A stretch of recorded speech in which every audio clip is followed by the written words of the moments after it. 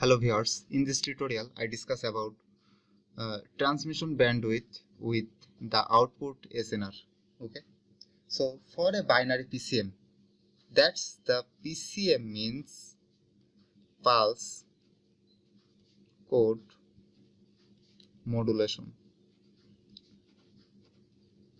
Okay, so we assign a distinct group of n binary digits to each of the quantization levels, because a sequence of n binary digits can be arranged in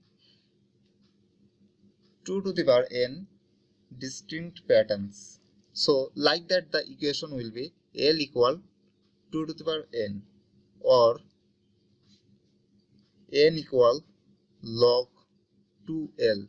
Okay, so for that reason, each quantized sample is thus encoded into n bits, and because the signal m of t, like that the signal m of t, that's mainly message signal. Okay, and band limited to B Hz,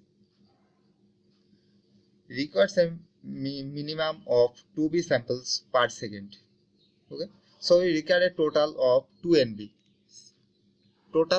NB, bits per second, that is 2 NB pieces of information per second, because the unit bandwidth means 1 Hz.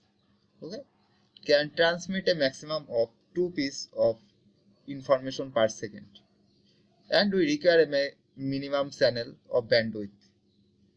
Minimum channel of bandwidth like BT Hz given by BT equal NB Hz, and this is the theoretical minimum transmission bandwidth required to transmit the PCM signal. So that's the transmission bandwidth and the output SNR. So thank you everyone, and see you in next tutorial.